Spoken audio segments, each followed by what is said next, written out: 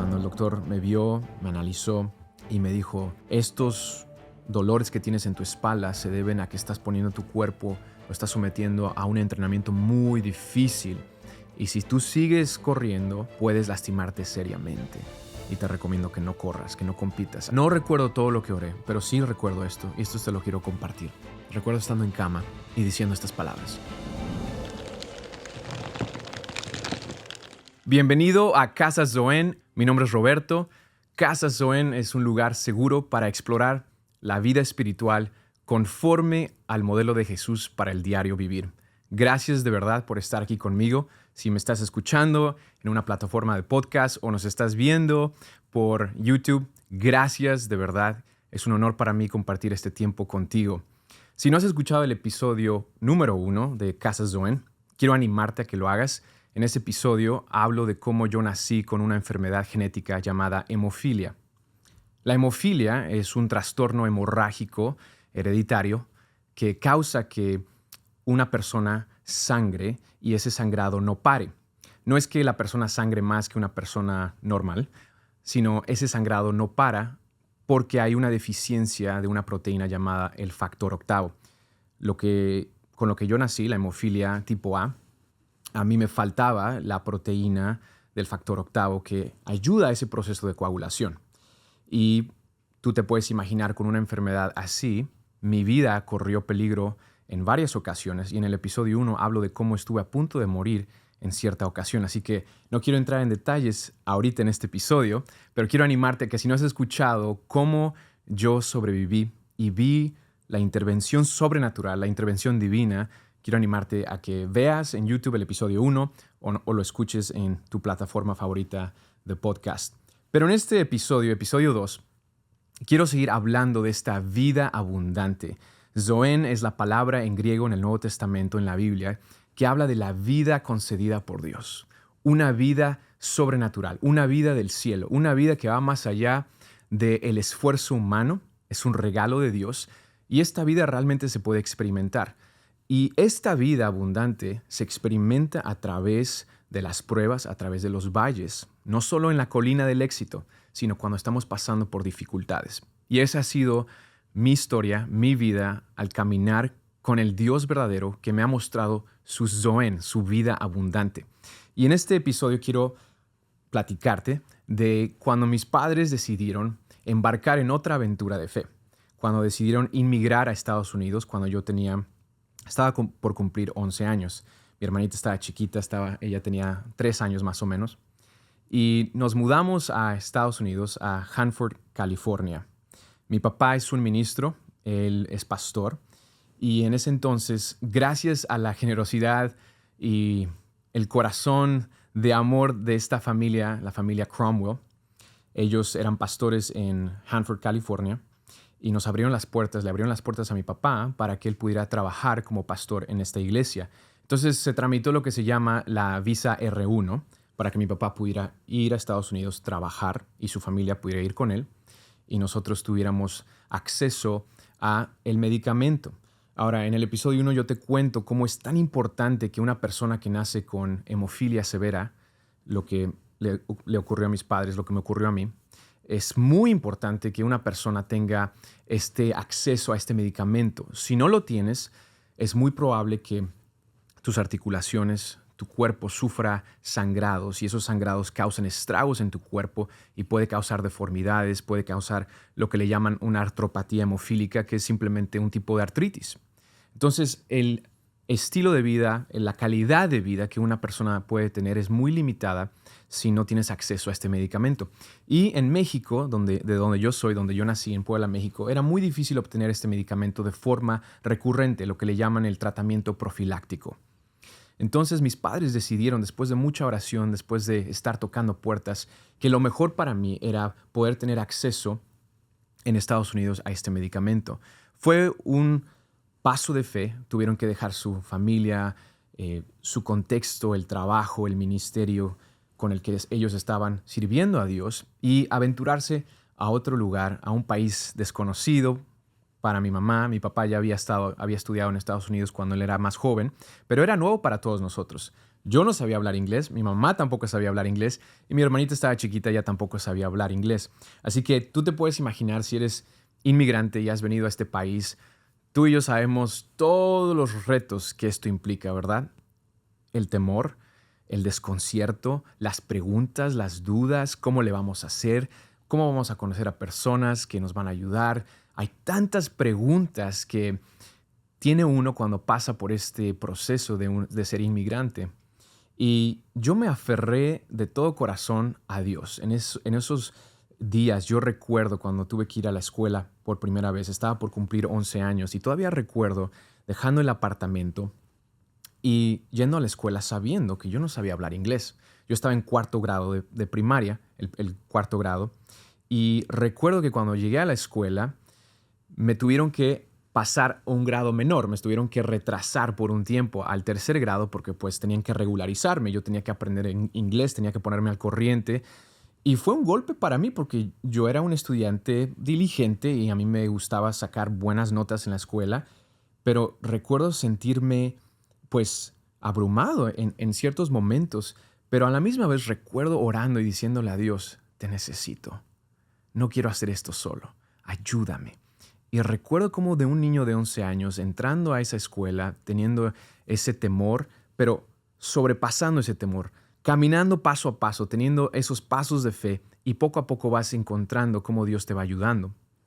Ahora, tengo que hacer un paréntesis aquí y decirte que en mi experiencia caminando con Dios, con Jesucristo, el Dios real, yo he visto cómo su amor se ha manifestado a través de personas que lo aman, que lo siguen, personas que se llaman cristianas, pero no solo lo dicen con palabras, sino realmente lo demuestran con hechos.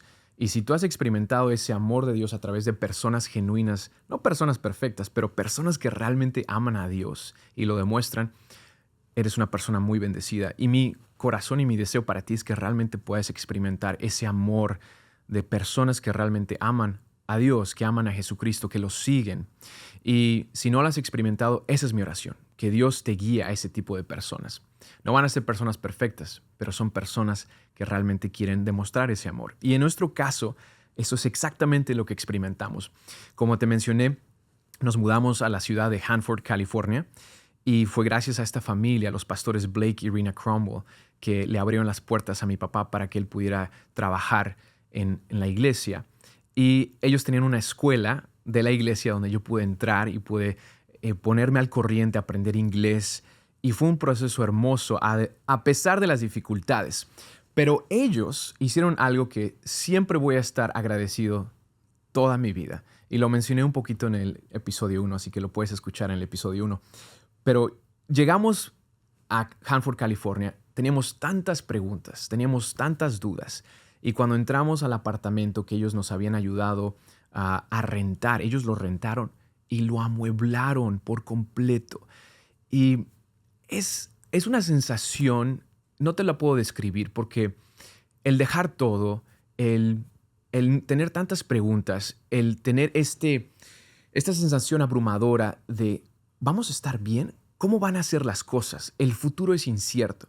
Pero cuando abrimos esa puerta, yo solo te puedo describir que olí un aroma de esperanza, un aroma de Dios está con nosotros. Y había muchas otras preguntas que no estaban resueltas. ¿Cómo voy a tener medicina? ¿Cómo vamos a poder tener seguro médico? Había muchas preguntas sin respuestas. ¿Cómo voy a aprender inglés? Los amigos, la escuela, el contexto. Hay tantas preguntas. Pero en ese momento yo recuerdo cuando entramos, hasta la fecha lo recuerdo, entramos a este apartamento y el aroma de casa, el aroma de Dios está contigo, hay esperanza, realmente llenó mi corazón y eso fue un motor para mí, no solo para mí, pero para mis padres, para mi hermanita. Nos sentimos amados, nos sentimos abrazados y realmente mi oración es que tú puedas experimentar eso. Si eres inmigrante y estás empezando tu vida en otro país o en Estados Unidos, yo sé que hay muchos retos por delante. Mi consejo, mi ánimo y mi oración para ti es que te unas, que te rodees de una congregación de creyentes, una iglesia de personas que aman a Dios, que realmente quieren mostrar ese amor de Dios con hechos. Rodéate de esas personas. Pídele a Dios que te guíe a una congregación, a una iglesia que realmente estudie la palabra de Dios, que realmente crea que el Jesús de los evangelios quiere hacer algo bueno en tu vida, que Él tiene planes de bien para ti, que va a haber valles, va a haber retos, va a haber circunstancias difíciles en esta trayectoria, en esta jornada de ser inmigrante. No va a ser fácil muchas veces, pero la diferencia es que no tienes que hacerlo solo. Dios es el Dios que protege al extranjero. Dios es el que ve, Dios es el que provee. Así que rodéate de personas. Pídele a Dios con sinceridad. Si no lo has hecho y no has buscado un grupo de creyentes en Jesús, rodéate de esas personas.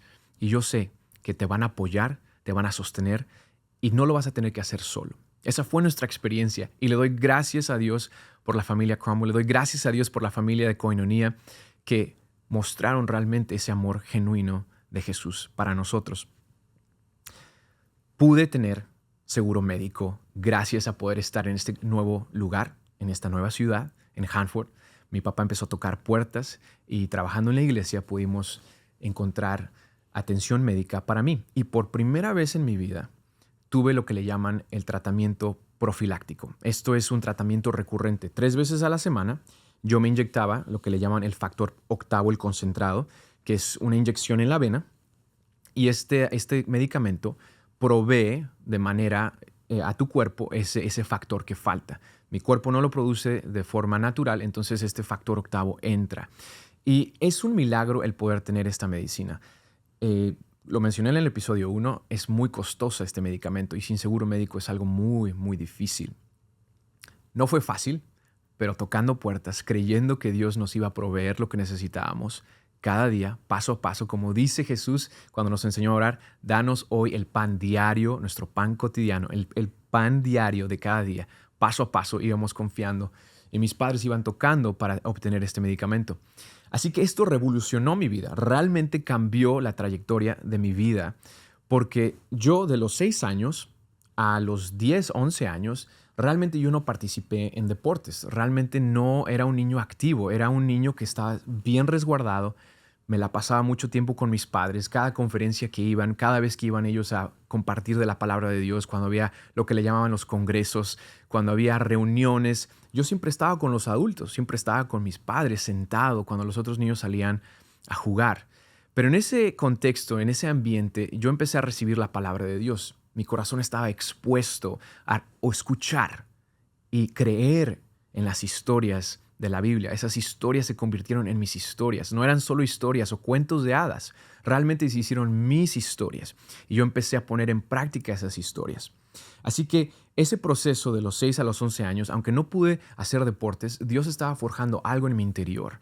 Dios estaba creando en mí una fortaleza, una resiliencia para poder enfrentarme a pruebas que iban a ser más difíciles más adelante.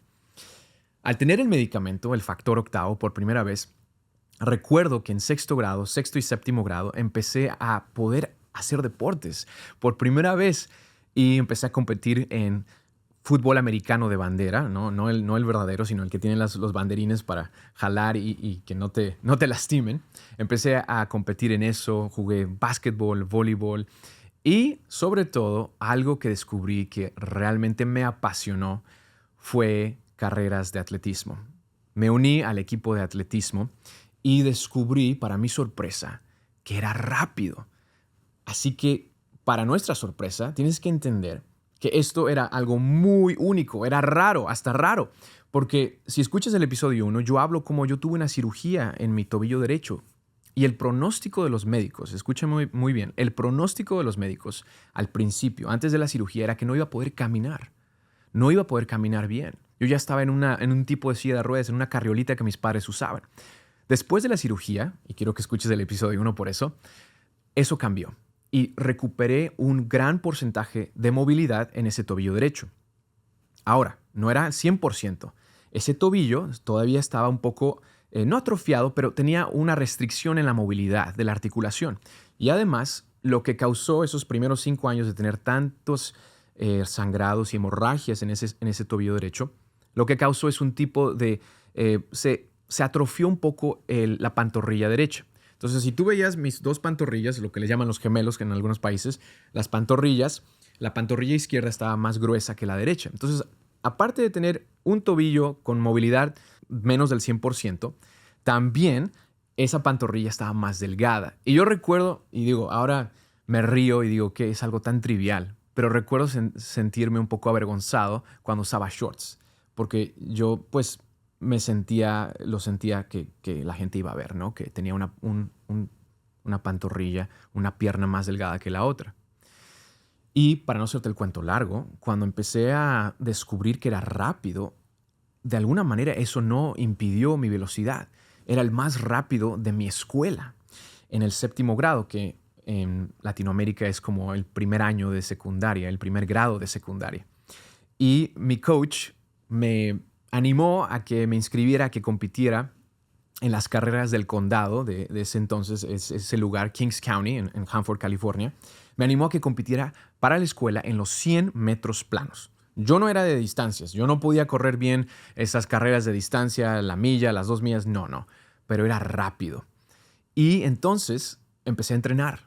Otra vez, como te dije, tuve medicina por primera vez en mi vida, recurrente, pude inyectarme 3 veces a la semana, constantemente, y empecé a entrenar. Recuerdo que la película Chariots of Fire es una película que me inspiró a correr como este hombre, Eric Little, Dios lo llamó para correr y él hablaba de cómo él sentía el placer de Dios. Si has visto la película de Chariots of Fire, él hablaba de cómo él sentía el placer de Dios. Creo que en español se llama carruajes de fuego o carros de fuego. Y él habla de que él sentía el placer de Dios cuando él corría, porque él fue creado para correr y corría para la gloria de Dios. Y recuerdo yo leyendo el libro en sexto grado y luego en el séptimo grado, en primero de secundaria. Esto fue un motivo de inspiración para mí. Yo quería correr para darle gloria a Dios. Nunca lo había hecho. Y aparte era bueno. Y después de mucho entrenamiento, de varios meses de prepararme, yo lo tomé en serio. Dejé de tomar soda. Dejé de comer azúcar. El azúcar solo venía de las frutas. Un chico mayor que yo, él estaba en segundo de secundaria, él me dijo, Roberto, si realmente quieres ponerte en serio, deja de tomar soda, el azúcar, come bien, come saludable. Y yo lo tomé en serio y empecé a entrenar. Lo que ocurrió fue que sí pude ganar bastante entrenamiento y pude mejorar mi velocidad, pero eso tuvo un impacto en mi cuerpo. Como te dije, de los 6 a los 11 realmente mi cuerpo no había experimentado, mis músculos no habían experimentado lo que es someterse a ese entrenamiento fuerte. Y empecé a tener dolores muy serios en mi espalda. Hasta la fecha recuerdo que eran dolores tan fuertes que tenía que arrodillarme en mi cama y tener mi estómago recostado en la cama porque el dolor no me dejaba dormir. Eran muy fuertes esos dolores. Y con una persona que tiene hemofilia, cuando tienes dolor, los doctores siempre te dicen, dolor equivale a sangrado. Dolor quiere decir sangrado. Y un sangrado quiere decir que tienes que ponerte la medicina. Hay algo que está mal. Entonces, el dolor inmediatamente es una alerta roja que tenemos que hacer algo. Y pues empezamos a poner el medicamento, pero no paraba, el dolor seguía. Yo seguía entrenando, pero con estos dolores. Entonces mis padres decidieron llevarme al doctor, al médico, con el hematólogo para ver lo que estaba pasando. Recuerdo llegando a ese hospital, entrando con el doctor, yo estaba nervioso porque tenía una sospecha de lo que me iba a decir. Cuando el doctor me vio, me analizó y me dijo, estos dolores que tienes en tu espalda se deben a que estás poniendo tu cuerpo, lo estás sometiendo a un entrenamiento muy difícil. Y si tú sigues corriendo, puedes lastimarte seriamente. Y te recomiendo que no corras, que no compitas. Ahora, él me lo está diciendo a unos días de la carrera de los 100 metros, esta competencia del condado, donde mi escuela, Hanford Christian School, iba a competir y yo iba a ser uno de los principales corredores representando a mi escuela en los 100 metros planos. El doctor me dice esto. Si tú corres un serio riesgo de lastimarte. No te recomiendo que corras. Mira, muchas veces yo escuché malas noticias y yo sabía las limitantes de mi condición, pero con la gracia de Dios nunca dejé que me definiera. Ese día sentí lástima por mí mismo. Recuerdo saliendo del doctor y hasta la fecha recuerdo la sensación de desesperanza, de enojo, hasta un poco de enojo, porque había entrenado, tenía la medicina, Dios ya había provisto. ¿Por qué no puedo correr? ¿Por qué estoy en esta situación? Pero gracias a Dios, mis padres me guiaron y me animaron a que orara. Y ese fin de semana me lo pasé en cama. Recuerdo estando en cama con dolor y orando. No recuerdo todo lo que oré, pero sí recuerdo esto, y esto te lo quiero compartir. Recuerdo estando en cama y diciendo estas palabras: Señor, Dios, glorifícate en mi vida. Glorifícate en mi vida. Trae gloria a tu nombre. Haz un milagro en mi vida. Y eso lo repetí durante el fin de semana. Y recuerdo el primer día de la semana, la carrera fue un martes, y recuerdo ese primer día de la semana desperté y tenía una paz. Tenía una certeza en mi corazón, no te lo puedo describir con palabras, era algo en mi interior, algo en mi espíritu, que yo sabía que tenía que correr y que Dios me iba a respaldar, que Dios me iba a cuidar. Ese día el dolor ya no estaba y ya habíamos platicado mis padres y yo que si el dolor regresaba iba a tener cuidado, pero el dolor se había ido, no te lo puedo explicar, el dolor se había ido ese lunes y la competencia era un martes, si bien recuerdo, y me preparé. Recuerdo estando en el autobús, en camino a esa competencia, había un alboroto en ese autobús de estudiantes de 13, 14 años y todos estaban entusiasmados, pero había un chico en ese autobús que estaba callado, un chico que estaba orando, un chico que sabía que tenía algo que hacer para traer gloria a Dios, y ese chico era yo. Y recuerdo teniendo esta paz, esta concentración, este enfoque que Dios me estaba dando. Y llegó el tiempo de competir, yo tomé mi lugar en la carrera y me preparé. Y había varios chicos, no recuerdo exactamente como cuántos, eran creo que unos 9, 10 corredores. Y había un chico a mi izquierda, todavía lo recuerdo, él era el favorito. La gente sabía que él era el más rápido del condado y este chico estaba alardeando.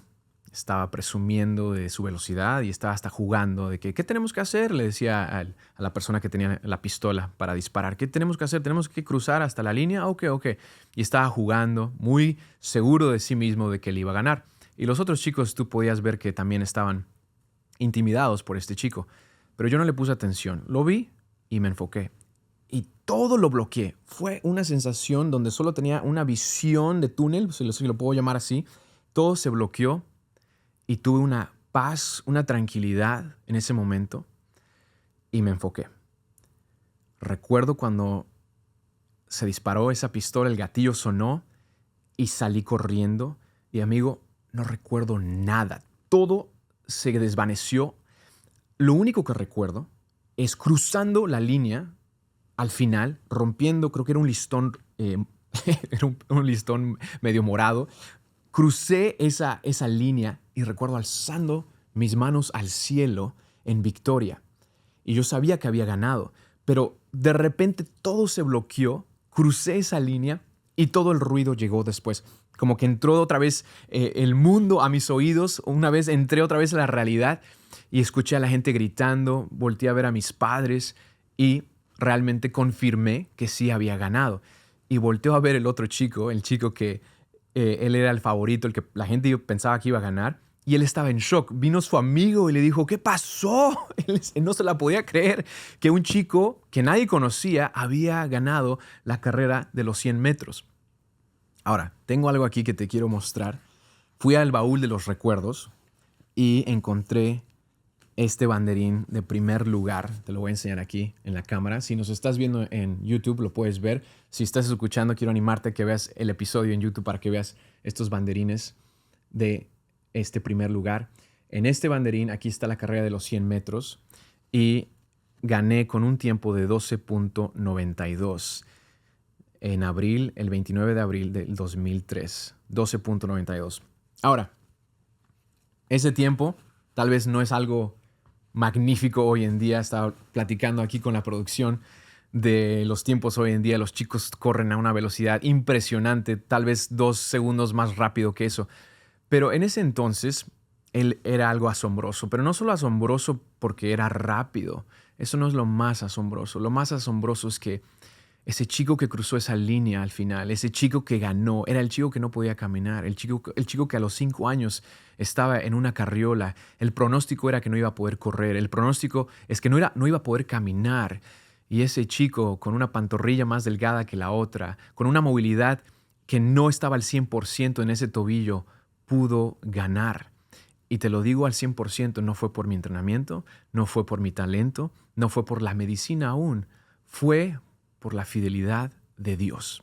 El Dios real, el Dios que contesta oración, el Dios que realmente hace milagros, el Dios que quiere hacer un milagro en tu vida, el Dios que está esperando que tú voltees tu mirada hacia Él y le digas, te necesito, no quiero navegar esta vida sin ti. Yo quiero ver tu mano de bondad. Yo quiero ver tu vida manifestada en mi vida. Ese mismo Jesús, el Jesús real, el Jesús de los evangelios, el Jesús de la Biblia, así como me contestó a mí, no porque yo soy algo especial, no porque tuve una fe extraordinaria, no porque tuve una fe más grande que otras personas, sino porque realmente le dije, Señor, creo en ti. Haz un milagro, glorifícate, trae gloria a tu nombre, que la gente pueda ver que eres tú, tu bondad, tu poder expresada en mi vida. Y cuando yo corrí y gané, mi vida le estaba dando gloria a Dios. La gente que me conocía, la gente que sabía de mi historia, mucha gente fue conmovida. Puedes imaginarte, esa gente que me conocía desde pequeño, que me tenían que cargar, que veían esos sangrados, que veían que no podía caminar, que veían ese pronóstico que decía este chico, su vida va a estar muy limitada. Esos limitantes fueron rotos, por completo cuando yo crucé la línea al final de esa carrera y gané. Querido amigo, te cuento todo esto no para alardear de mí, sino para jactarme de Dios, solamente de Él, no de mí, sino de Dios, de su bondad, para traer gloria a Dios. Quiero leerte un pasaje de la Biblia en el Evangelio de Juan. El Evangelio de Juan habla de cómo Jesús estaba pasando un día con sus discípulos y vieron a un hombre ciego de nacimiento. Y quiero leerte aquí en Juan capítulo 9, versos 1 y 3 en la Biblia. Y esto es lo que dice el Evangelio de Juan. Al pasar Jesús vio a un hombre ciego de nacimiento y sus discípulos le preguntaron, Rabí, que quiere decir maestro, ¿quién pecó, este o sus padres, para que naciera ciego? Jesús respondió, ni éste pecó ni sus padres, sino que está ciego para que las obras de Dios se manifiesten en él. Ni éste pecó ni sus padres, sino que está ciego para que las obras de Dios se manifiesten en él. ¿Sabes? Cuando hay una enfermedad de nacimiento, como en mi caso, cuando hay algo que ocurre, un accidente, cuando hay malas noticias, a veces aún las personas más bien intencionadas, a veces esas personas vienen y te dicen, ¿qué hiciste mal? ¿Qué pecado hay oculto? Tal vez hiciste algo que desagradó a Dios y porque lo hiciste, esa es la consecuencia. ¿Y sabes qué, amigo? El pecado, esas decisiones incorrectas que hacemos, muchas veces sí tienen consecuencias en esta vida. Tú y yo sabemos eso. Nuestras malas decisiones a veces tienen consecuencias malas. Pero cuando hay alguien que está sufriendo, una familia que acaba de escuchar un diagnóstico de cáncer con su pequeño, una familia que acaba de perder a un ser querido, cuando hay cosas fuera de nuestro control, cuando tú estás pasando por sufrimiento, cuando estás pasando por una prueba, lo último que necesitas escuchar es, ¿por qué pecaste? ¿Quién pecó? ¿Qué hiciste mal? Aquí el Jesús real, la compasión de Dios, nos está mostrando un modelo para navegar este tipo de circunstancias. Y este verso en la Biblia fue de gran ayuda y de gran aliento para mí y para mi familia. Cuando venía esa condenación, cuando venía esa culpa o esas preguntas, ¿qué hicimos mal? ¿Quién pecó? Ese mismo Jesús nos decía, ni tú ni él pecaron, sino para que la gloria de Dios, las obras de Dios se manifiesten. Yo no sé por lo que tú estás pasando, querido amigo. No sé qué prueba te estás enfrentando, qué enfermedad estás atravesando. Mi oración para ti es que tú puedas voltear tu corazón, puedas creer, apoyarte en ese Jesús que no te condena, ese Jesús que te dice, dame tu vida y déjame que manifieste mi bondad, mis obras, mis milagros en tu vida. Ese mismo Jesús que hizo esos milagros, que proveyó para nosotros, lo quiere hacer contigo. Dios no hace excepción de personas. Y en este momento quiero animarte a que creas que ese mismo Jesús hoy te ve, ese mismo Jesús te dice, déjame manifestar mi poder en tu vida. Cree que yo soy bueno. cree que voy a hacer una obra milagrosa en tu vida. Cuando yo pienso en esas historias, cuando yo era pequeño, esas vivencias, esas experiencias que marcaron mi vida, yo no recuerdo esas circunstancias y yo no veo a un chico lleno de fuerza, un chico lleno de valor, un chico lleno de una autoayuda que lo llevó adelante. No, en lo más mínimo. Yo veo a un chico débil, yo veo a un chico que titubeaba, un chico que tenía preguntas, un joven que temía a veces y una familia que tenía muchas preguntas a lo desconocido. Pero veo a Jesús, veo al Dios que es fiel, manteniéndonos a flote, el ancla de nuestras vidas, la fuerza de nuestras vidas, la esperanza de nuestras vidas, la vida abundante de Dios manifestándose en nosotros. Y si tú te sientes débil y tú sientes que no tienes las fuerzas para seguir y tú escuchaste este testimonio, estas historias que te estoy contando y tú dices, pero yo tengo tantas cosas que me limitan, tú no sabes por lo que estoy pasando. Y sabes, no lo sé, es verdad, no sé todo lo que te estás enfrentando. Pero hay un Dios que sabe y hay un Dios que puede redimir, hay un Dios que puede hacer algo bueno de tu vida si le entregas tu vida, si le entregas tu vida y confías en Él. Y esto es lo que Él va a hacer. Quiero leerte otro pasaje de la Biblia. Esto está en 1 Corintios, capítulo 1. Pablo, un seguidor de Jesús, que su vida fue radicalmente transformada por un encuentro verdadero con el Jesús resucitado. Pablo escribe estas palabras y le está hablando a otros seguidores de Jesús. Seguidores de Jesús como tú y como yo, gente imperfecta, gente muy imperfecta y gente que necesitaba escuchar estas palabras. Y estas palabras son para ti y son para mí. Escucha lo que dice en 1 Corintios 1, versos 26 al 29. Dios los ha llamado a pesar de que pocos de ustedes son sabios según los criterios humanos, y pocos de ustedes son gente con autoridad o pertenecientes a familias importantes. Y es que para avergonzar a los sabios, Dios ha escogido a los que el mundo tiene por tontos, y para avergonzar a los fuertes, ha escogido a los que el mundo tiene por débiles. Dios ha escogido a la gente despreciada y sin importancia de este mundo, es decir, a los que no son nada, para anular a los que son algo. Así nadie podrá presumir delante de Dios. Dios ha escogido a lo débil, a lo que ha sido menospreciado. Dios ha escogido a lo tonto de este mundo para avergonzar a los sabios. En mi debilidad, este mismo Pablo dice, el poder de Dios se manifiesta, se perfecciona. Si tú estás pasando por una prueba y tú escuchaste lo que te conté y tú dices, yo quiero experimentar al mismo Jesús del que tú me estás hablando, tú lo puedes experimentar. Esa es mi oración. Y en este momento, si me permites, quiero orar por ti, porque yo sé que muchos de ustedes, algunos de ustedes son inmigrantes a Estados Unidos, como yo les conté, que ha sido mi historia, y tú quieres ver la provisión de Dios. Tú te das cuenta que en tus propias fuerzas va a ser imposible y va a haber dolor, pero tú te das cuenta que con Dios vamos a pasar por pruebas, pero de la mano de Dios, con Dios, todo es posible. Así que vamos a orar, vamos a hablar con Dios y voy a orar por ti, que Dios se manifieste en tu vida. Ahí donde estás, cierra tus ojos si puedes y toma un minuto para enfocar tu corazón y escuchar a Dios. Vamos a hablar con Él. Señor Jesús, gracias que tu vida abundante, la vida de Dios, está disponible para cada persona que me está escuchando. Gracias que tú dijiste que tú eres el camino, la verdad y la vida. En ti está la vida. En tu luz vemos la luz. Tú eres la luz del mundo. Eres la luz que ilumina las tinieblas.